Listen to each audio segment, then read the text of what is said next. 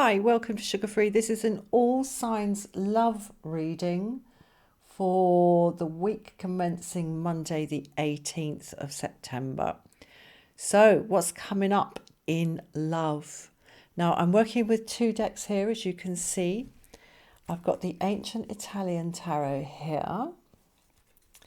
I've been working with this deck for a good decade. I know it well, but I always see new things in it. It's very interesting. That's what makes a good deck, like a good piece of literature. Every time you go back to it, or a good piece of art, or a good piece of music, or a good piece of... So that's that. Oops, not taking that. I don't know if that fell on the camera. I'm not taking it. And here I've got the minor arcana of the Rider-Waite, good old faithful Rider-Waite, split into its suits.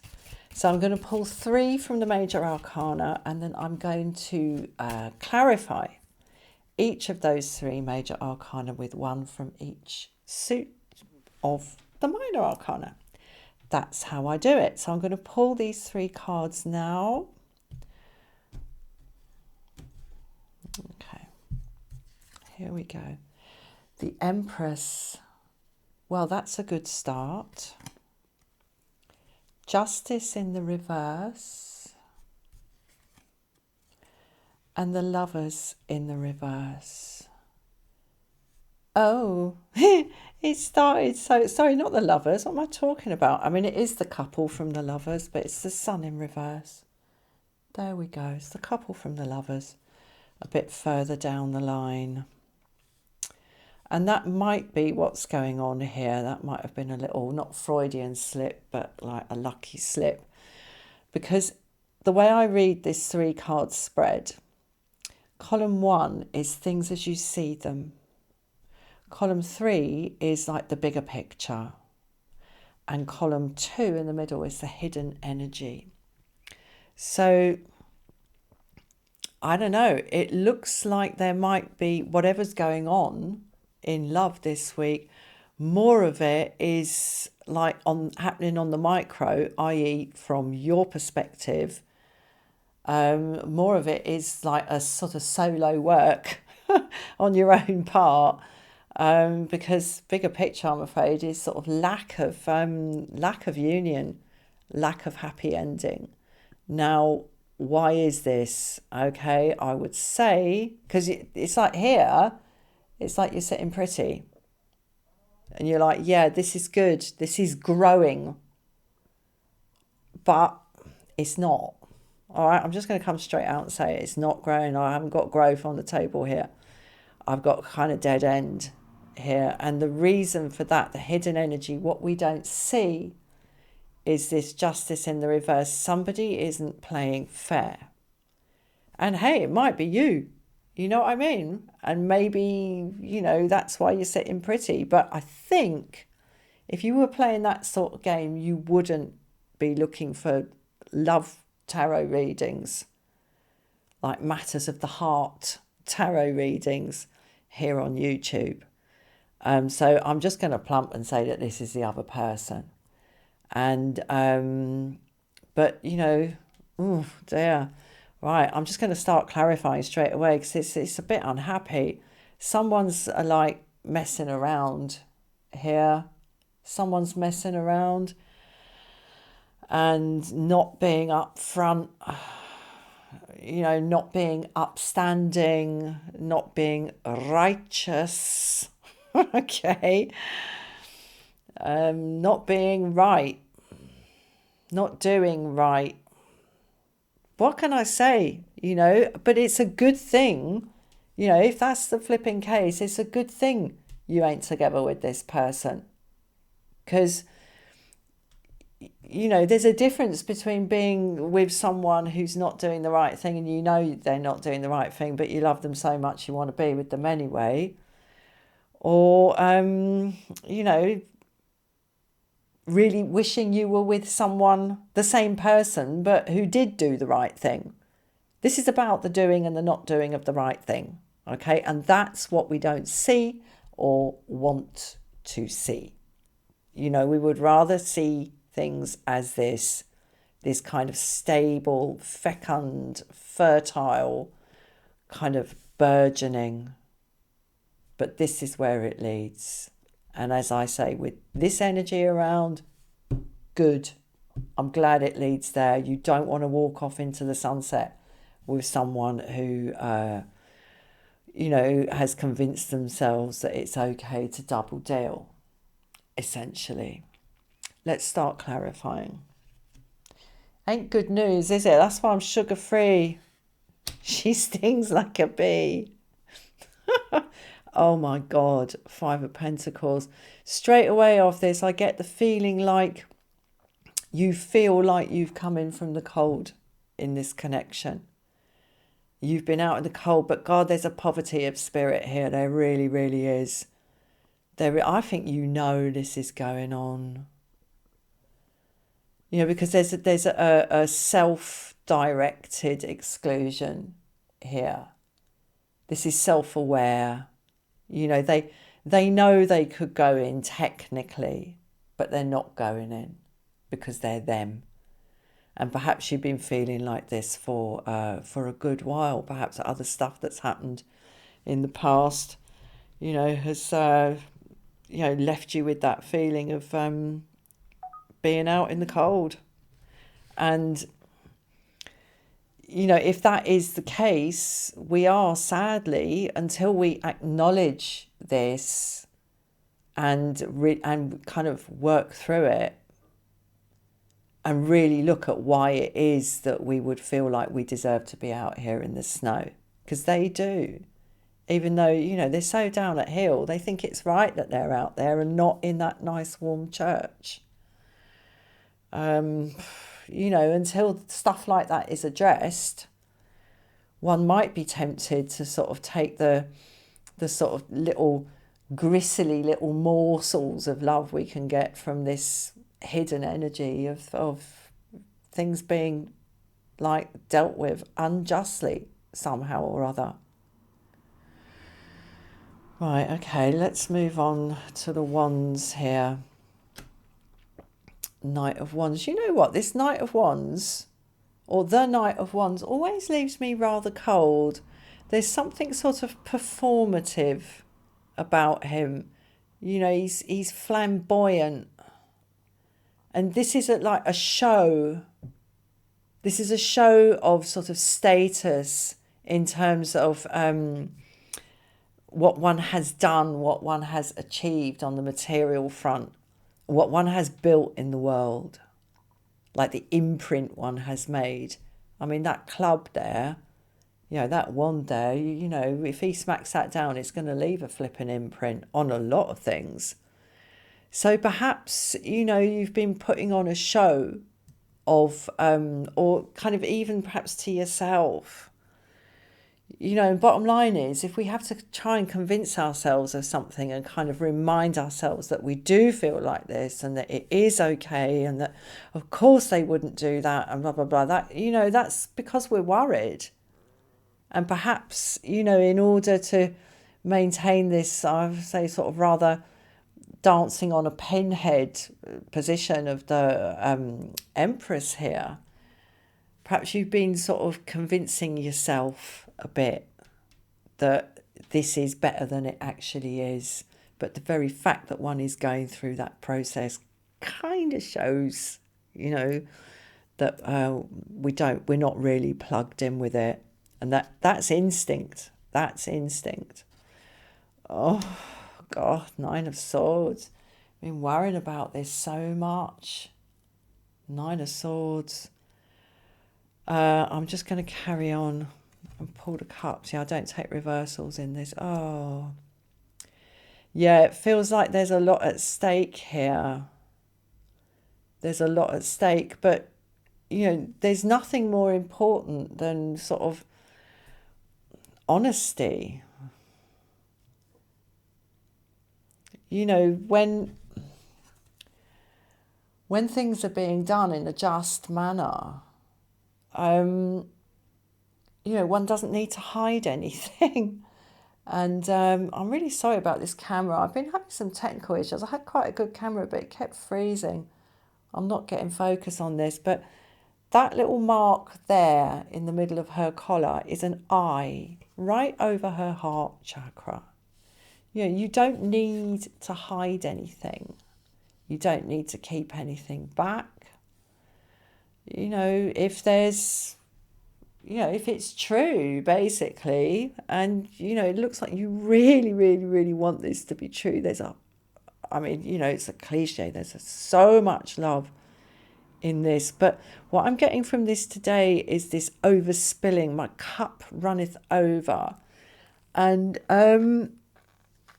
there's perhaps a sort of willingness to allow emotion to flow towards the other part of this connection, that it might be better to not do that. I'm getting a sort of like a bit of sort of reckless abandon on the emotional front here, and backed up. I mean, if this Knight of Wands here is about this sort of performative, like mental and perhaps even verbally performative act of sort of shoring up your confidence in this union. This, the Nine of Swords, is like the realization deep down that it ain't all right, but you're invested. You're invested emotionally, definitely. And I mean, if this union is for you kind of what seems to allow you to come in from the cold, then there's a lot riding on this. Let's, for you, I mean, there are other cards that also express sort of things not working out the way you'd want them to, but like the Tower and stuff like that. But really, this is the happily ever after card, the Sun here. The good result and the right result. This card, this is resolution, end of the process. I mean, we still have to go through Judgment, card number 20, and the World, card number 21. Well, we have to go through Judgment before we can get to the World, and we're not there yet. But this is like the home stretch in the reverse. Let's put on this Justice in the reverse here. Okay, what did I say about double dealing? What did I say about that? This is what you don't see, this middle column, or this is the hidden energy. There is double dealing going on here by old whatever head. Look at it. Flipping it, it's ridiculous. There's someone's playing one thing or one person off against another. Sorry, that's how it is. And people can go on like that for a long time if you're bought into it. They really can. It can sort of hypnotize you. And it's this kind of bait and switch thing that some people do, where they're into you and then they're not into you. And you're just on this roller coaster. That's what I'm seeing here, a flipping roller coaster. Not liking that. Okay, hiding in the hidden energy. So again, there's a double. This is like hiding squared. Okay, hiding the truth, really defensive in the hidden energy. Okay, this is hiding cubed. And that's what this is. That's what's fueling and motivating this back and forth thing here. This kind of hypnotizing, like a pendulum. Loves me not, loves me not, loves me not. It's like a flipping mantra. That's what's fueling it.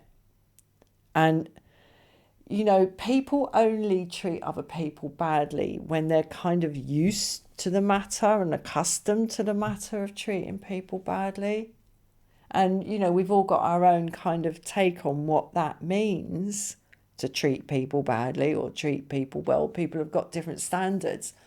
But what I'm saying is people don't act like shysters towards other people unless they feel justified in doing that. And that's what I'm getting off the Nine of Wands here. Someone has got their story, like really, that they've got their story and they're sticking to it.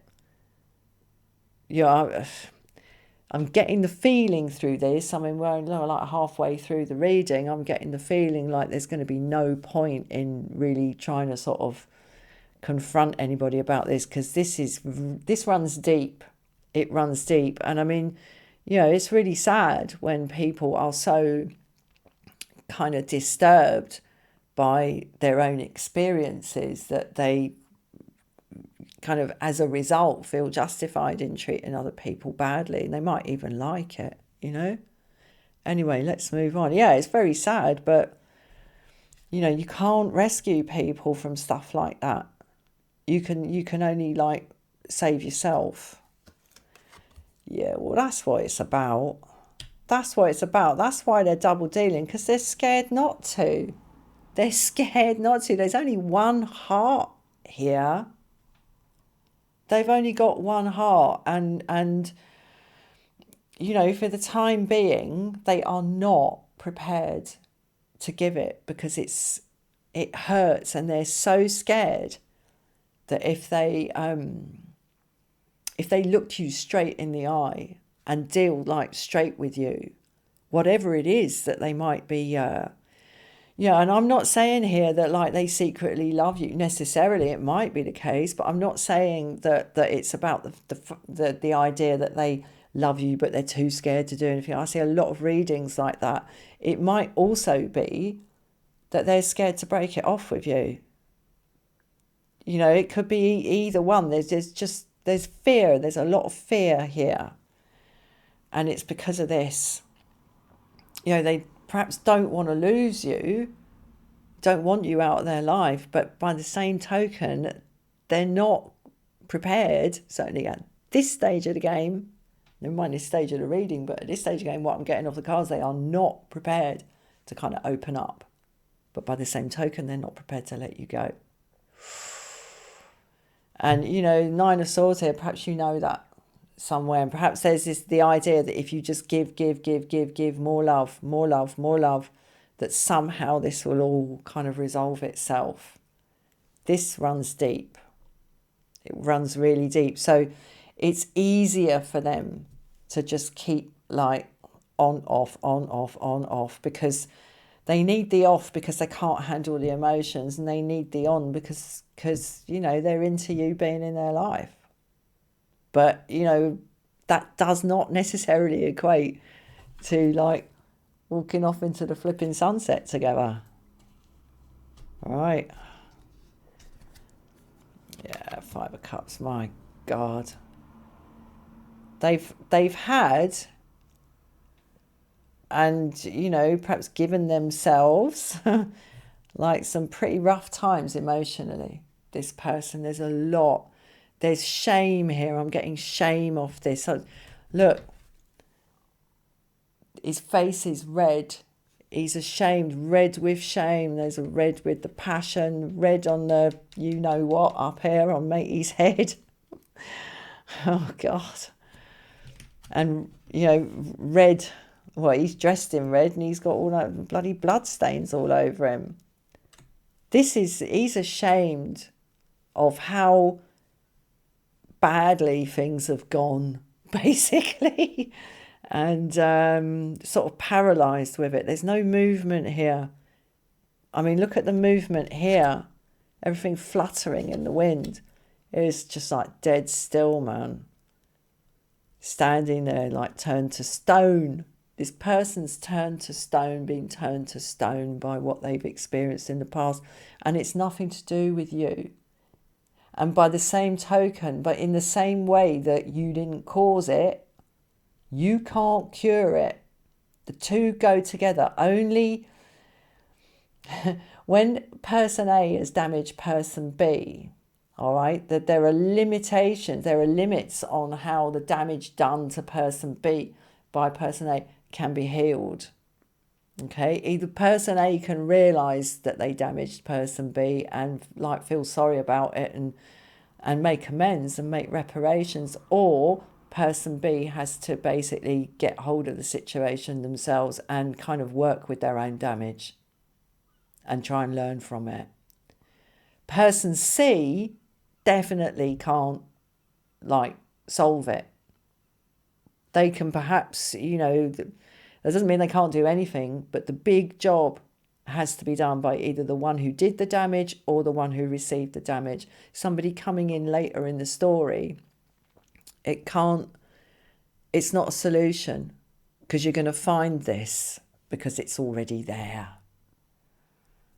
Nine of Swords, you kind of know it. Oh, man. Right, let's pull on this Sun in the reverse. Okay, interesting. Six of Pentacles, not a million miles away from the Justice card. So it's this thing about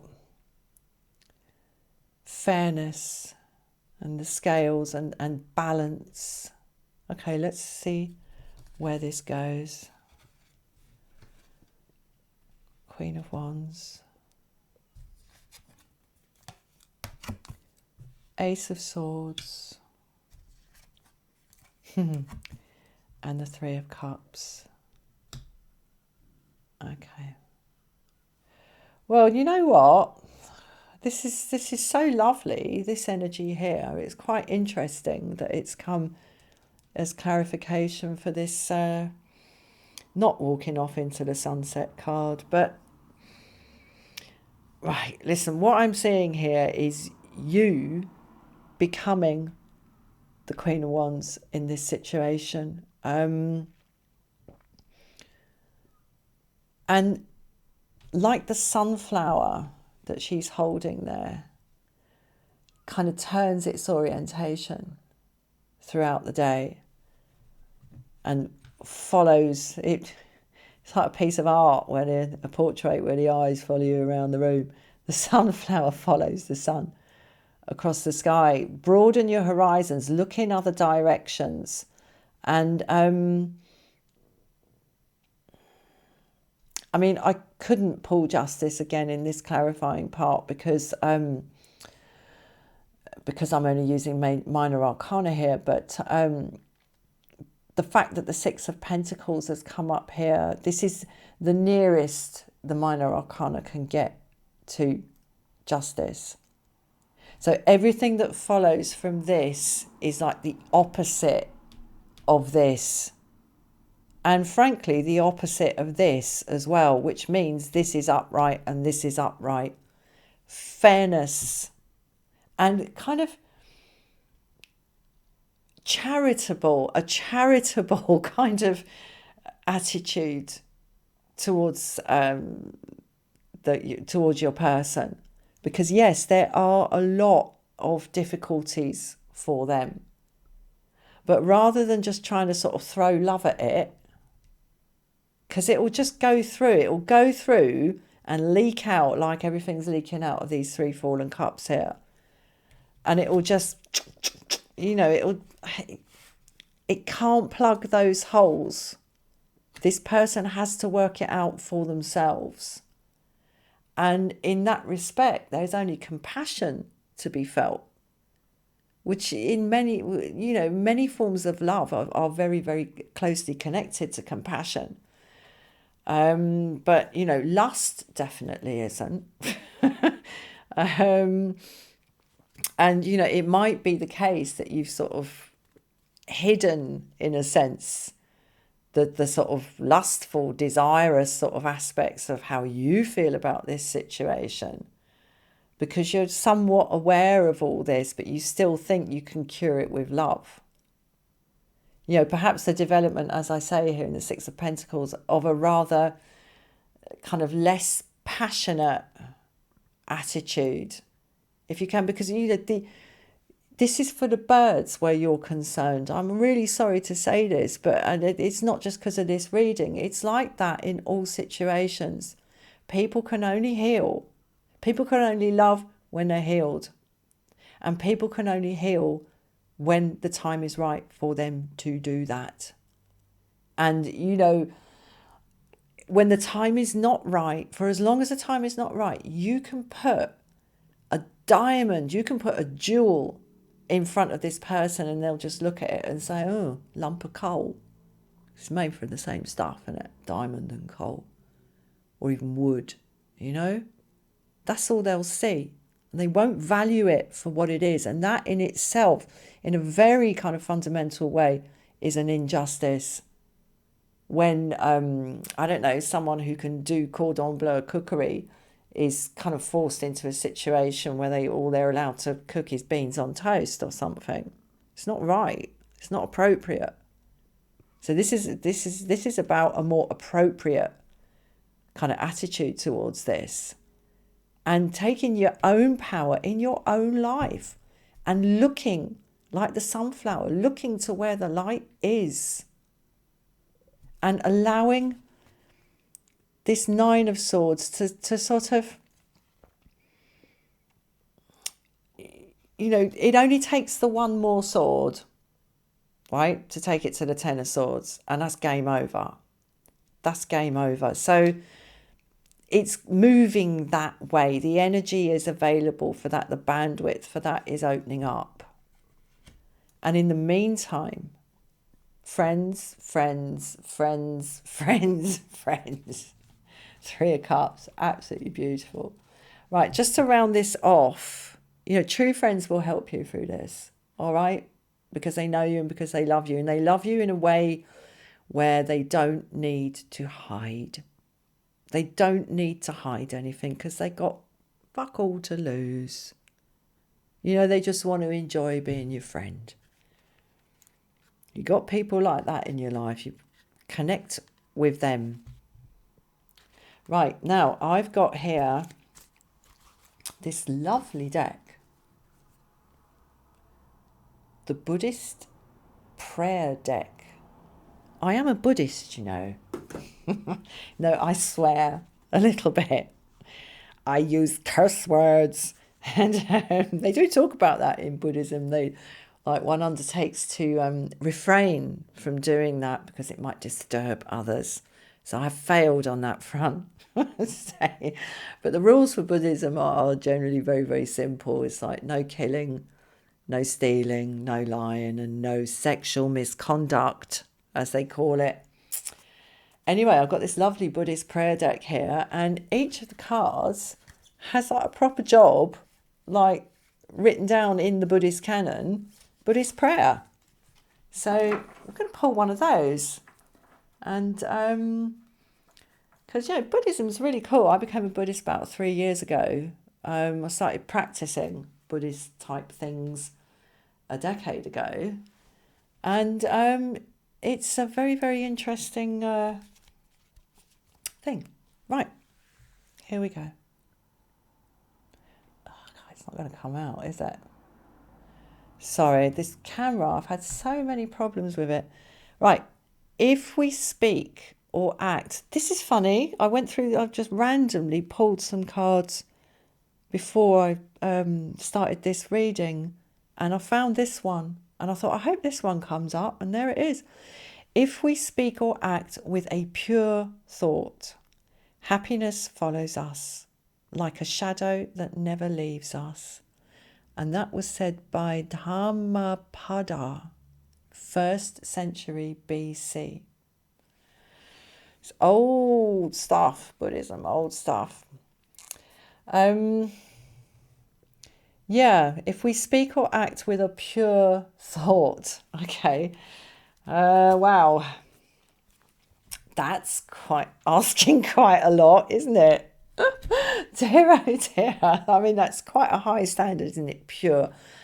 I will interpret that here for the purposes of this reading, not as a Buddhist, but, you know, as someone who has been alive for 58 years and has had a lot of thoughts, pure and impure. A pure thought is a thought that is directed at the well-being and the wish for happiness for another, and which has no kind of, apart from perhaps a sort of the satisfaction of doing good, was that selfish altruism or something? It makes you feel good to do good, so like do good. There's nothing wrong with that, as far as I'm concerned. Anyway, I don't know what the Buddhists say about that, but or what my teachers would say about that. But a pure thought is a thought wherein there is nothing in it for you. It's not the same as like throwing yourself like under the bus. It's just you're thinking really in the interests of the other, of an other, and not of yourself. And to speak or act like that, it has started in thought. If we speak or act with a pure thought. So that's like about intention. Happiness follows us like a shadow that never leaves us. So that's one to think about. And I think that is also encapsulated here in the Six of Pentacles. And here's the happiness. And here, my friends, is the purity. Snicker snack. Very, very sharp blade. There's a deity in Tibetan Buddhism called Manjushri. And he's the Buddha of wisdom. And he holds aloft a blazing sword. And it is the sword that basically slices through bullshit. There we go. A pure thought. A pure thought is always a simple one as well. It's never complex.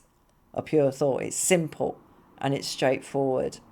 So think more realistically perhaps about this hidden energy here and what this person's gone through, because, you know, when someone's like full of holes and leakages, it doesn't matter how much love you throw them, it's just going to leak out the bottom. And perhaps that's another way of seeing, unusual way of seeing, but another way of seeing the Ace of Cups there.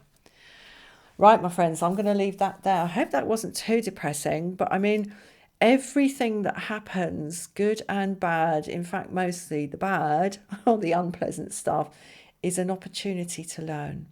Absolutely everything. Like if you are able to adjust your bandwidth as you go, and obviously sometimes that takes time when we're in pain. But there's really, really wonderful possibilities here in the bigger picture. And the shift, I have to say, the shift in energy from this first column, things as you see them, to this third column, things as they truly are, is really beautiful. It's like something blossoming and something moving from this kind of murky and self-sacrificing energy over here to just really lovely, clear light. Absolutely beautiful. But, it requires engagement, even just like quietly by yourself with the facts of this matter. Because somebody who feels so ashamed of their actions is motivated by that shame to hide, essentially. And, until they're ready to kind of deal with that for themselves, follow the sun, like the sunflower here, and see where it takes you. Right, thank you so much for watching. I'll see you again soon. Bye-bye.